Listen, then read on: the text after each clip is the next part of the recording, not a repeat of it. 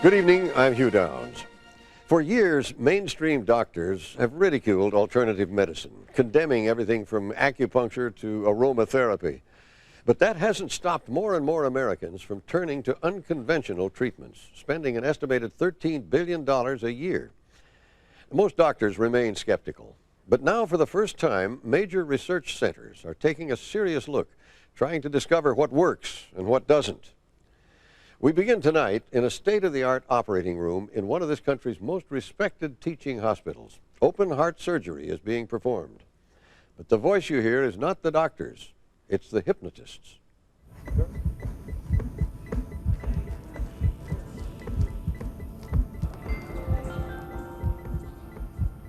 Allow yourself to be in the moment and just to feel at peace and know that your body will protect you. Give the pump suckers in all, please. Venti will be lifted up. I'll put the stitch in the back. Run it as fast as you can. You make it easier for your body by teaching it to flow along during surgery. Flow along with the surgeon. Going on bypass. You are healed. You are healed. My words will go with you. Joe Luciano's heart is in the hands of high-tech surgeon Mehmet Oz. But his mind is out of technology's reach, listening to a hypnotist's voice through his headphones. You have minimal bleeding. And this nurse is not there to hand over sponges and sutures. She's Joe's therapeutic touch nurse, tending his aura. Her job, she says, is to smooth out invisible energy fields during the operation. It's a shotgun wedding between the medical and the mystical, the brave new world of alternative medicine. And it's the last place this patient, Joe Luciano, ever thought he'd be. I said, they're not going to hypnotize me because what are they going to get me to do? When it was first mentioned to me about the alternative medicine, you think of all kinds of things. Where's this coming from, outer space? Joe Luciano was never someone to step off medicine's beaten path. A 46-year-old football coach and heavy smoker, Joe spent last fall taking his high school team to the New York State Bowl game. His Eastchester Eagles lost in quadruple overtime. Days later, the coach had a massive heart attack. I was scared. The doctors got together and decided that because I do have some other blockage in the arteries that a triple bypass was necessary, which is going to be performed tomorrow. Knowing that you're going to get your chest opened up and moving arteries from your leg into your heart, etc., is very scary. An ambulance took Joe to one of New York's acclaimed teaching hospitals, Columbia Presbyterian, where he met a young, prestigious heart surgeon nicknamed the Wizard of Oz. The Columbia Complementary Care Center is Dr. Mehmet Oz's brainchild. The average person who comes to see us already come with the mindset that hard science is the only answer. And although I have that bias also, as a trained doctor, I also recognize that we don't have all the answers. And maybe we could make things even a little bit better by taking advantage of the patient's own raw material, their mind. Yeah, I wouldn't put them on antibiotics. Dr. Oz has had 160 research papers published in major medical journals. His Harvard education got him into medical school, but it was his wife's family who got him into alternative medicine. She grew up dosed with herbal tea for stomach trouble, garlic for earaches. Oz was intrigued. Now he's heading one of medicine's first officially sanctioned testing grounds for alternative therapies. For almost 2 years, his patients have gotten standard treatment and unstandard extras in an effort to find out what alternatives, if any, can work on patients like Joe. He and his wife, Barbara, were not exactly believers. We're not the type of people to say that right away, oh yeah, this is great, let's do this. It's nice. If Joe saw this on TV, he would tell me to turn the channel, and that it's crazy. I don't know. When Dr. Oz first offered Joe 6 different forms of alternative therapies, Joe turned him down. This is the first time Joe's ever been in a hospital, and he's suffering from a complication that standard medicine just doesn't address: fear. The fact that you almost died, the fact that you still might die, coming to grips with your own mortality, these are major stressing agents. You can be of help with that after the fact. I think I have an obligation to be of help to them. With surgery a day away, Joe and Barbara find themselves reaching for help. I think we were so scared that you know, we would have done anything. And we figured it couldn't hurt. Nice and heavy and relaxed. 24 hours before he goes under the scalpel, Joe begins taking every treatment they offer, beginning with reflexology. Just breathe and let go. Reflexologists claim that it's a treatment used in ancient Egypt. Specific points on the feet are connected by energy pathways to internal All organs. tension just leaves the body. They massage the points they say are connected to his heart. And then, for the first time in his life, the skeptical football coach finds himself doing yoga. You notice the play of the torso and breath. You will never breathe the same now, Joe. I'm the type of person that I'm not going to just walk down the street and go buy something. Okay, you have to show me. You have to prove something to me. Bring your right hand up on your right shoulder. I guess I use that in coaching too, with the kids. You can't tell me you're fast. I want to see how you run. The strangest alternative for Joe is therapeutic touch. The nurse tells him that healing energy is supposed to flow from the practitioner's hands, smoothing out a so-called energy field surrounding the patient. The director of Dr. Oz's complementary care team is Jerry Whitworth. He runs a heart-lung machine in surgery. If we talk about energy in an institution like this, there are many people who look at us that we're doing voodoo. The premise behind therapeutic touch is that instead of a machine picking up and being sensitive to this energy, it happens to be a person. Most doctors still think therapeutic touch is nonsense. As a physician, do you think that therapeutic touch works? I'm undecided. I was more skeptical of therapeutic touch before I started to use it. And the more I use it on my patients, the more of a believer I become. I still have not been able to scientifically prove that it works, but I am giving it a good shot. And releasing the tensions of the day. At the end of the day, Joe volunteers for hypnosis. Release your breath. Relax your Jerry body. Whitworth is the hypnotist Feel yourself and makes a relaxing tape of the down into session. bed deeper and deeper. You could see the frown in someone's face when they're tense. Relaxing And each every being with Joe for, married 25 years, with him for 30, you can tell that it really, something was not right. Before the hypnosis, he was still scared, Go down deeper. so was I. Relaxing all the muscles in your jaw. After the hypnosis, I saw a big difference. He was Very calm, minor. his face was relaxed. It was incredible. 12 hours left till surgery. Easier for your body. Joe Luciano will take his experience here at Columbia Presbyterian's cardiac ward, good or bad, as proof of the power of alternative medicine. But doctors here are quick to caution that that's just one person's story. And over the generations, alternative medicine has had to rely on stories like these, testimonials from people who believe they've been cured this way. And the doctors say testimonials, although emotionally appealing, are as far from scientific proof as you can get. Still, that doesn't stop people from believing. People believe in apitherapy. Thousands of patients with arthritis and multiple sclerosis now sting themselves with bees up to 20 times a day. They claim it reduces their pain and helps with mobility. People believe in iridology, diagnosing the body's ills by looking at the patterns of your iris, the colored part of the eye. There's a complicated chart that shows where organs and limbs can be found. This pregnant woman believes in acumoxa, a form of ancient Chinese acupuncture that burns tiny amounts of mugwort leaves over acupuncture points. Her baby is breech, ready to come out feet first. Acumoxa, she believes, will turn the baby before it's born. Her baby did turn, but doctors say one woman's experience isn't proof, and no medical studies have proven that any of these systems work. If you're not a believer, they all look a little loony, particularly if you go to one of the popular alternative medicine expos. Didn't she just put this on your head and it does something? One survey estimated that Americans spend $13 billion a year on alternative remedies. It's an energy device on a string, and it's... And by using different points in the head, we knock out... 70% never tell their own physicians what they're doing, except, of course, at Columbia Presbyterian, where doctors themselves are prescribing alternative treatments. It's the day of Joe Luciano's surgery. The football coach practices his yoga breathing and plays his trance-inducing hypnosis tape over and over.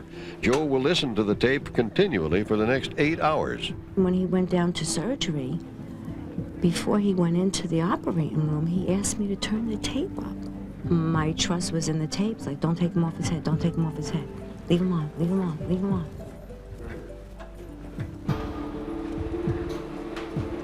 When we come back, what happens to the coach?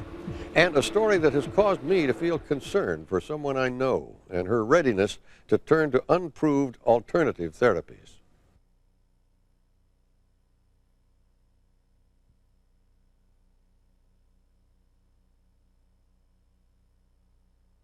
What bothers many doctors about alternative medicine is that often a patient gives up on mainstream treatment to embrace something entirely unproved. While reporting this story, I was shocked to learn that a colleague of mine appears to have done just that. Gabriela Messina is a 32-year-old TV producer who had worked with me on 20/20 for 8 years, a vibrant young woman who was at the gym every morning. Recently, a second career was taking off for her. She had just finished her first film. I didn't want the 70s to end. I don't want the night to. But in a heartbeat, Gabriela Messina's life turned upside down. Coughing up blood, she found herself in the emergency room. X-rays, CAT scans, and the terrifying diagnosis: cancer, a rare form in her lung. And the day after Christmas, surgery. I was scared. I was terrified.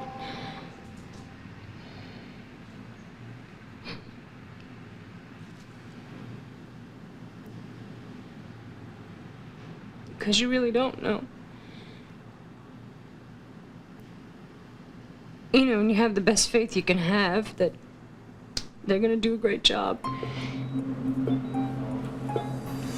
My dad held my hand until the very last moment, until, the doors closed. In the operating room, they found the tumor aggressive, invasive, attacking the nerve and lymph nodes. It was adenoid cystic carcinoma, and it was all over the lung. I woke up in recovery, really, really uncomfortable. And I remember seeing very fuzzy faces of my family. And the first words out of my mouth were, "What did they take?" They had taken her lung. Her doctors at Memorial Sloan Kettering, one of the country's premier cancer hospitals, scheduled an immediate radiation consultation. But Gabriela canceled the appointment. It was like, wait, slow down. Everybody just slow down. As sick as I was, I started to use my journalistic skills. And I basically started producing my life. I called friends, back at ABC, and I said, hey, could you help me with some research? I need some medical information. And like slowly but surely, my living room table started filling up and piling up and piling up with books, research, articles. And I knew the alternative approach was going to be what I would choose. It was just, which one was I going to do? Gabriela never went in for her radiation treatment.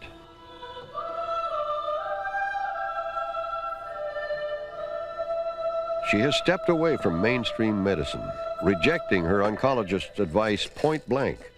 In a decision that shocked family and friends, she decided to fight her cancer with a complicated system of alternative healers and a nutritional cancer cure. It seems overwhelming, but I have to take ones with breakfast, ones with lunch, ones with dinner, ones in between meals, and ones at bedtime. So I devised a plan for myself to color code the packets. So green is breakfast, blue is dinner, red are the pancreatic enzymes, and yellow is lunch. Gabriela Messina now takes 134 pills a day. She eats an organic diet and performs 2 coffee enemas daily. Every few weeks, she drinks glasses of Epsom salts, olive oil, whipping cream. She is following doctor's orders. But now the doctor is a controversial New York physician, Nicholas Gonzalez, MD. Usually I do the bloods every 3 months, so maybe in a month let's get some blood work done. Dr. Gonzalez went to Ivy League schools, Brown University, Cornell Medical School. But he learned to use pancreatic enzymes against cancer from a dentist in Texas. Gonzalez claims almost miraculous results, sometimes with patients who've been given only months to live. It seems too good to be true. You've been out this now how long with this technique that you have? Well, I've been in practice in New York since late 1987, so it's about 8.5 years.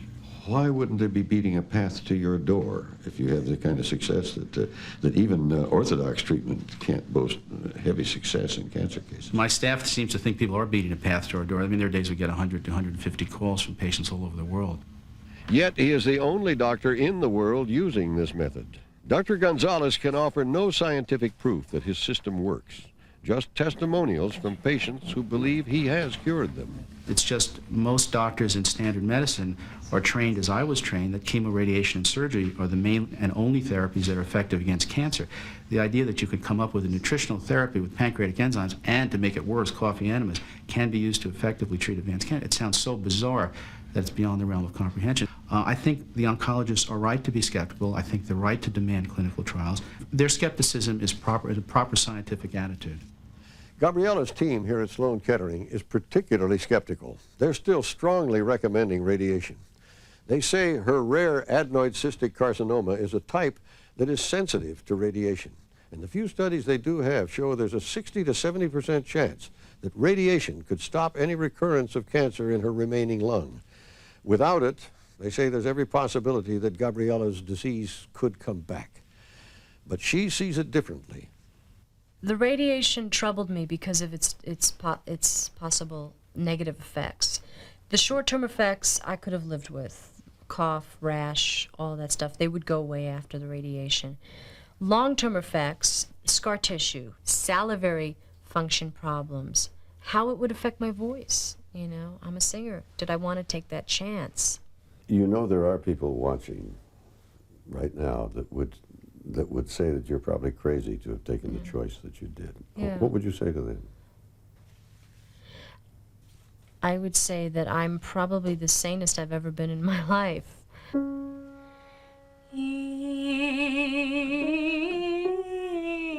2 months after she rejects radiation, Gabriella starts to put her life together again.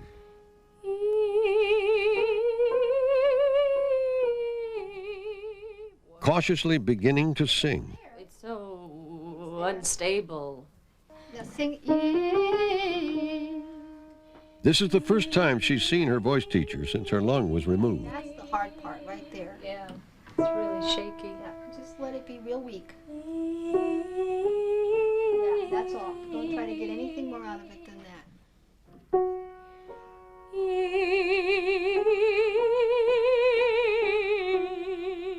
Good, sweetheart. Do one more.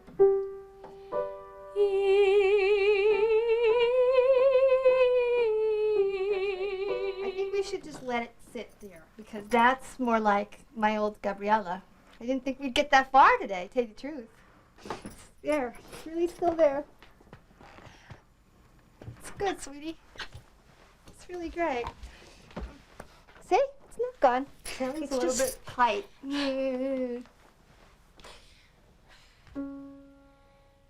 Some people would look at what I was doing, you know, at my choice not to do chemoradiation and say, well, you're just scared. You just didn't want to, you know, you're just taking the easy way out. And I look at them and I say, easy?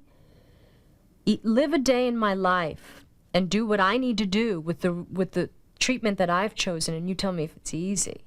Between buying the produce to preparing it. By the time I finished preparing and finishing my juices, it was time to make the coffee for the coffee enema. By the time I finished that, I was ready to make lunch. By the time I finished lunch, I had to take the other set of pills. It doesn't stop. And that's only the beginning. Gabriella is waging war on her cancer on her own terms. Physical, emotional, and spiritual healing. Dr. Gonzalez, she hopes, will take care of the physical. She is in charge of the rest.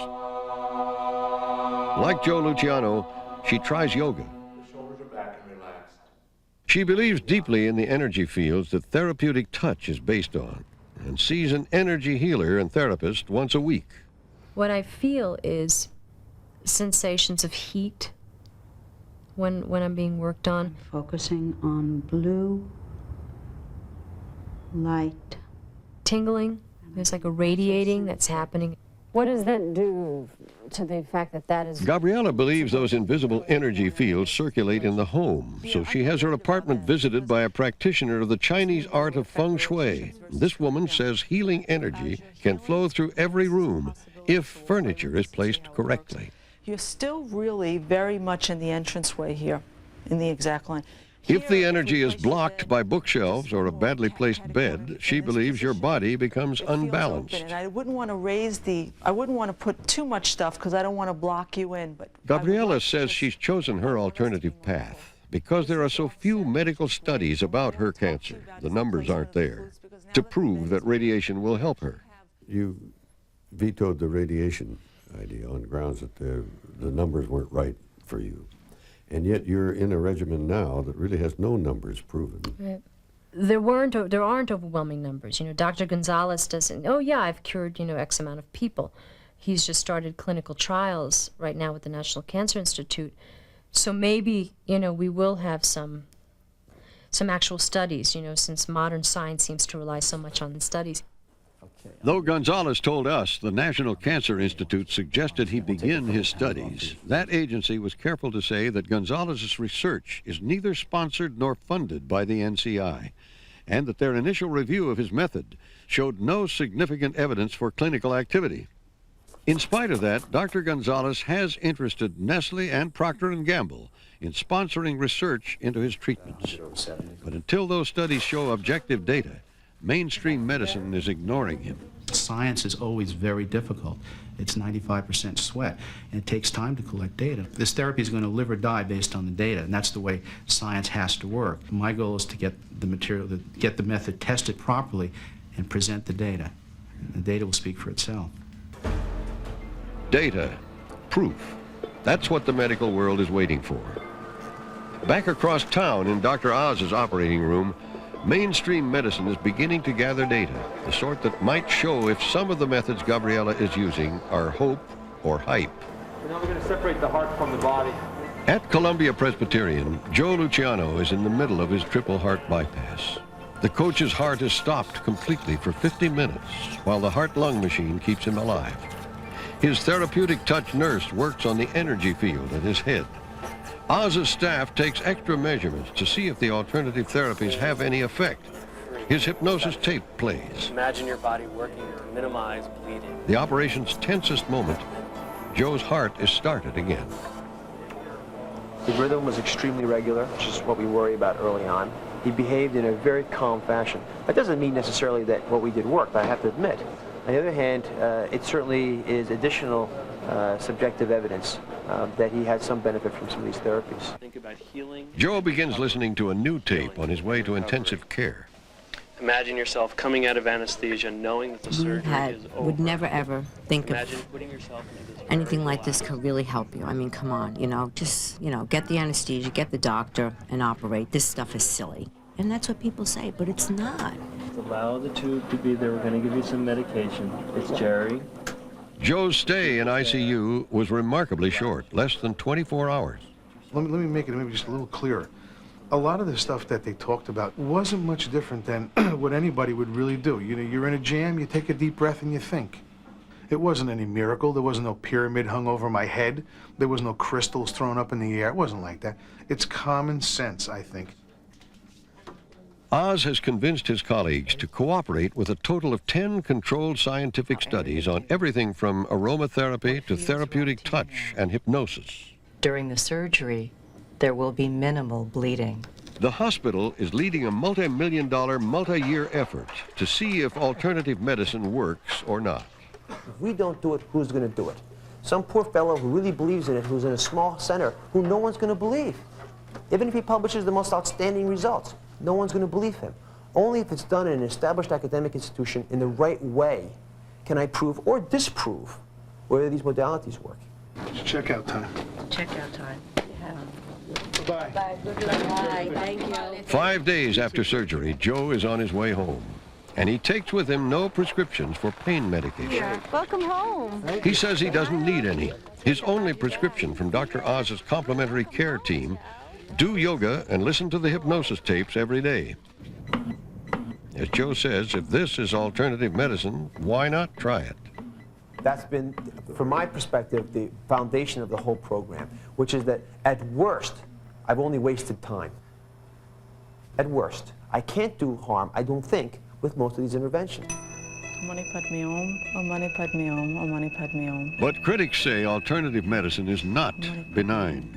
That research, even into seemingly harmless complementary care, only encourages sick people to abandon standard medicine entirely and to spend their money and their time on what might be just a new way to sell the same old snake oil.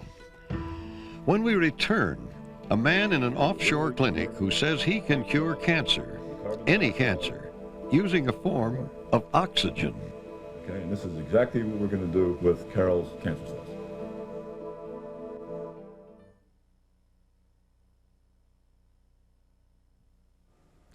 Surveys show that many people who turn to alternative medicine are well educated and upwardly mobile. They believe that they're smart enough to figure out and manage their own care. But there is another reason some people turn to alternative medicine, and that's fear. Fear of surgery, radiation, and other traditional treatments. They are willing to try almost anything, anywhere. This is the world that doctors fear, beyond medicine and beyond U.S. borders. It's an offshore spa in the Dominican Republic. Carol Johnson, a physical therapist from Pennsylvania, has breast cancer. This man, Lucas Beauvais, says he can cure it and anything else wrong with you. AIDS, cancer, diabetes, Parkinson's disease, multiple sclerosis. But I don't care what it is, because all diseases are caused by the same thing, and that's a breakdown of your immune system. Immune system cures are popular in alternative medicine. Beauvais' version involves ozone. It's an unstable and extremely corrosive form of oxygen. There's no medical proof, but Beauvais tells his patients that ozone, combined with the right diet and 4 weeks at his beach resort, is corrosive enough to kill cancer cells. If it doesn't work, but it's going to work. That's what I believe. So there's no looking back. Oh, if this doesn't work, then let's go back to chemo or radiation. It's just not there. For me, it's not there. Carol turned down a mastectomy, chemo, and radiation for this, even though in her case mainstream treatment offers close to a 90% chance of survival. She saw her sister die of cancer and came here after hearing the testimonial of another woman with breast cancer, Kathy Smith. Just talking with her, I wasn't as fearful of it as I was the chemo or the radiation. Carol takes an hour of treatments daily, beginning with an injection into a vein of pure ozone. Through hoses, Carol takes rectal and vaginal ozone gas enemas. They puff the gas with sterile water into her eyes. Beauvais told us it could cure blindness. In a sauna bath that he modified himself, Carol gets a 30-minute rinse with water and ozone. Ozone is piped into her ears. Finally, an ozone wand is used on her face and scalp. We generate the ozone right on the spot. We actually bring alive again the follicle, and people grow hair back. Alternatives, by definition, are unproven. If they were proven and proven to be effective, we'd all know about them, we'd all be using them, they'd be in every hospital in the world. For 15 years, Dr. Barry Castleth has studied alternative medicine patients. She says Carol is typical of those who turn to unproven cures. People who use alternative therapies are significantly better educated than those who do not. They're attracted to a lot of the, what we can only call new age approaches. She says cancer patients who go this route try on average 4 different alternatives. And by the time they get into a hospital to receive the surgical treatment that they should have gotten originally, they're beyond hope of cure and sometimes beyond hope of remission. Scores of clinics in the Caribbean and Mexico offer cancer cures like Beauvais, shark cartilage, Laetrile, 714X, all outside the regulation of the FDA. It's the greedy chemical companies that don't want to see ozone, as it is the greedy FDA and AMA that don't want to see a replacement for the drugs that they all make their money on. Like many who claim an alternative cure for cancer, Beauvais has never tried to prove scientifically that ozone works. I'm not interested in that, okay? It's scientific studies and all that. all I go by is when people come here. That's why we don't do any testing. All right? All I go by is, how do you feel? Beauvais is not even a doctor. He's an engineer, and he's offshore for a good reason. This is a photo from his police file. He fled a $500,000 bond in Florida in 1990. The charge was practicing medicine without a license. Beauvais' patients don't know or don't care. They usually pay $3,000 a week to be put on a strict fruitarian diet, nothing but fruits, seeds, and water, for the rest of their lives. If they alter that diet, he says, their illnesses may recur. None of Beauvais' theories are accepted by mainstream doctors, and they're particularly skeptical about his claims of a 90% success rate. By the way, we do guarantee that. We guarantee after the 4-week period, you will have no more live cancer cells in your body. Oh, thank you. Problem is, there's no way to check. Beauvais couldn't show us any proof of cancer or HIV cures, even of curing baldness. He did give us a list of 24 former clients to call. 6 of them weren't working numbers. 3 patients were dead of cancer. One other says he doesn't believe he's been cured. The rest said they had enjoyed Beauvais' program, but none could show that their medical condition had changed in any way, especially since he advises them to stay away from all doctors when they return to the States. But testimonials from happy patients are so powerful that offshore clinics like Beauvais' have no trouble getting new clients like Carol, who hope for a cure. I realize I'm letting myself be a guinea pig, so to speak. But if it works, then I'm all the better for it. Time will tell. Sadly, we discovered that the woman whose testimonial inspired Carol to seek out ozone treatments, Kathy Smith, died 4 months ago of cancer.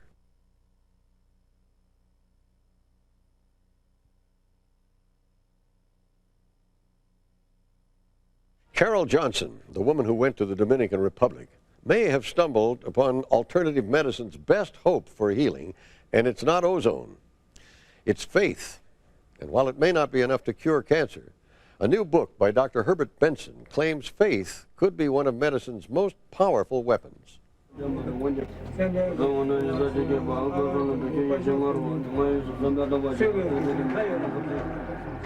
Western science separates mind and body. Dr. Benson, a Harvard researcher, was the first to explore the traditions of the East, where mind and body are considered as one.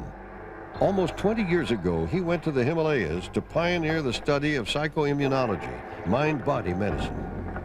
With this rare film, he became the first outsider to record the extraordinary feats of Buddhist monks. They could, in a 40-degree Fahrenheit room, wrap themselves in icy sheets. They're essentially naked. You and I would go into uncontrollable shivering and perhaps die from hypothermia. Within 3 minutes, the sheets were steaming, and within 30 minutes they were dry. Somehow they raised their body temperature with their minds.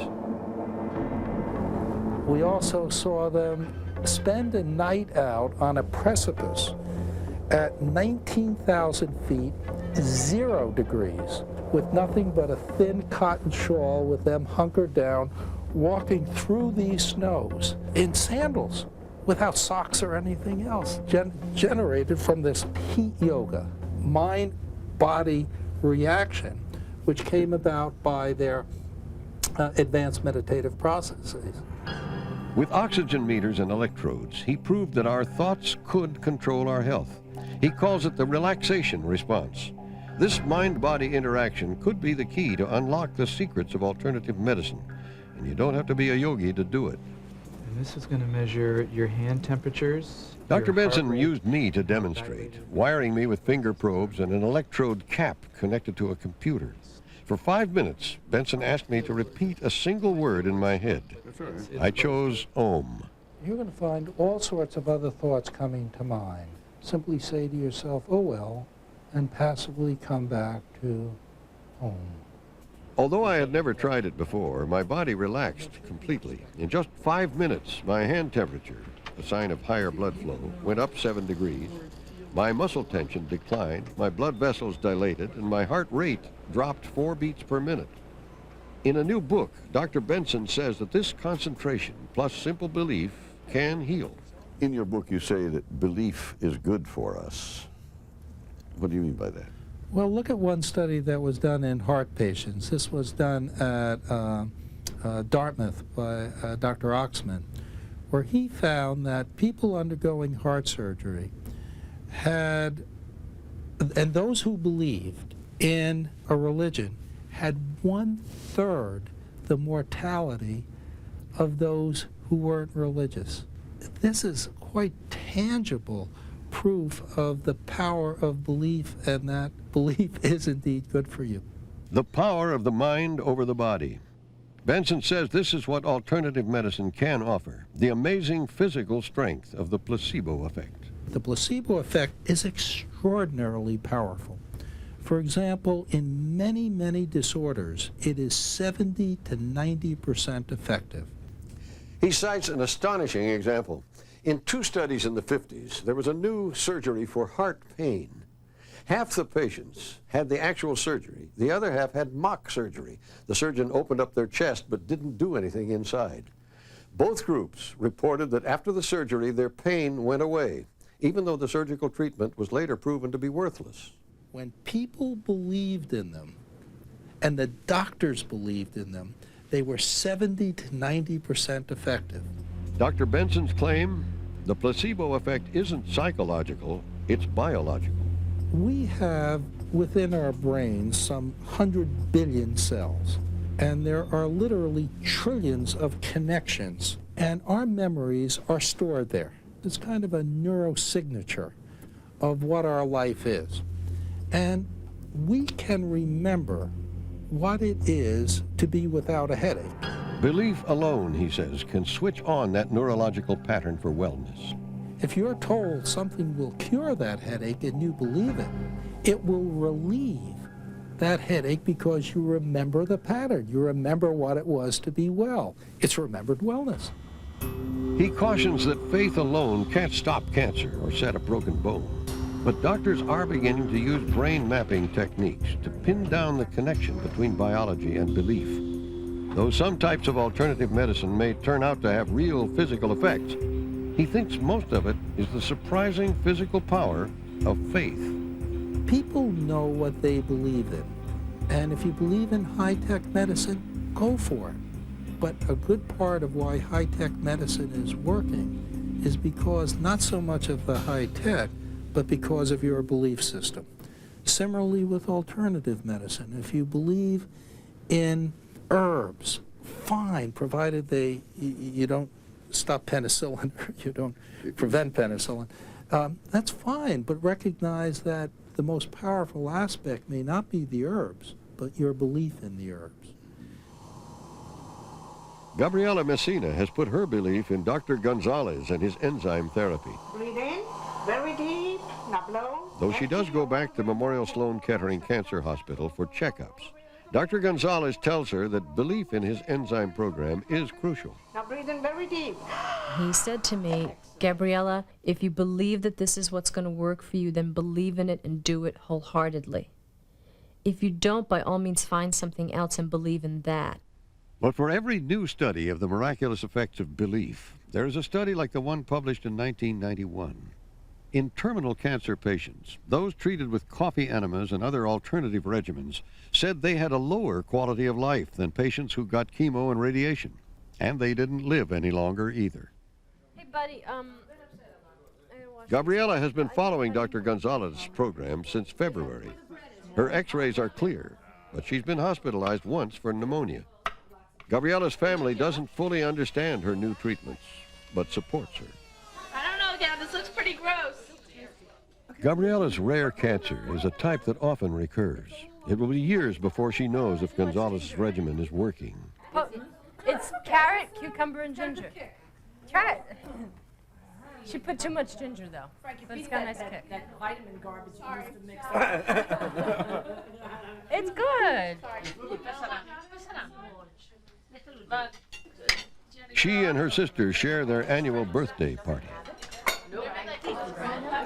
Yeah, sometimes it works. Just keep on pressing it. Sometimes it works, sometimes it doesn't. Gabriella brought her own cake, organic, so she could have a slice. Happy birthday to us. Happy birthday, dear Maria and Gabriella. From now on, every birthday is a special celebration.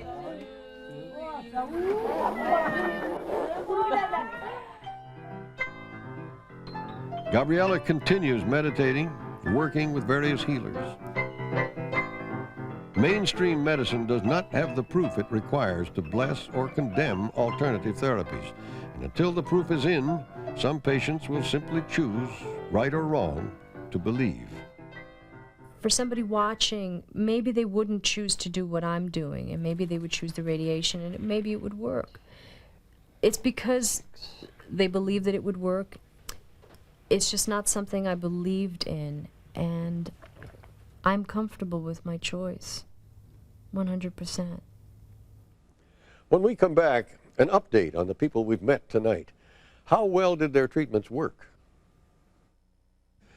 At teaching hospitals across the country, doctors are gathering scientific data on alternative therapies, and what they find could bring changes in the kind of medical care we receive in the future. As for Carol Johnson, it'll be some time before she knows the results of the ozone treatment she received from an American fugitive in the Dominican Republic. Lucas Bowe has assured Carol that ozone has killed all her cancer cells, but she wants a second opinion. Knowing nothing about ozone, her general practitioner in Pennsylvania runs some tests, but he knows the blood test won't tell him much.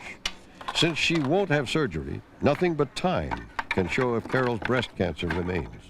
I read the material that you gave me, and I've got to admit it's less than scientific material, and I really am concerned that we cover every base that we can in monitoring you. Carol has abandoned the all-fruit diet, though she's still a vegetarian.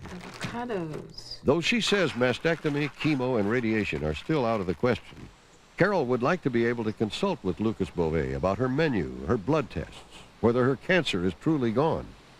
But since she had her ozone sessions, Bowe has closed his spa. He was arrested by Dominican authorities, but was released. His whereabouts are unknown. You're confident in this technique, even though Lucas is now in hiding somewhere. Time will tell, but I've made certain choices, and I'm not giving up. I'm fighting this. But this is the path that I've chosen in my fight. The pre-op tape talked a lot about you will have minimal bleeding. You will have minimal discomfort. Joe Luciano, 9 months after his triple bypass, is a convert. He still listens to his hypnosis tapes when stress gets to him. His surgery saved his life, but he says Columbia Presbyterian's complimentary care may be the thing that keeps him alive. You know, I really don't know why. I just know how. I listen to them, and it's just relaxing. It's not a mystical cure-all that you're going to, cut your finger off and you're going to listen to a tape and it's going to come back on. But, you go through some aches and pains, you go through them a little quicker if you take this route. And it's a different route than most people would believe. Perhaps the only separation that doctors need to make is a very basic one. Medicine that works and medicine that doesn't. Is it all just the power of placebo? And if that's all it is that enough? Even a doctor like Mehmet Oz, who thinks alternative medicine has a lot to offer, knows that lives are at stake. There's no panaceas out there. This is not going to cure all diseases we know it. It's certainly not going to supplant orthodox Western medicine. I think, though, that if we use it correctly, in the right ways, on the right patients, it can help. Right. Will it work? I'll tell you in a few years. It's going to take a long time to figure it out, but I want to try.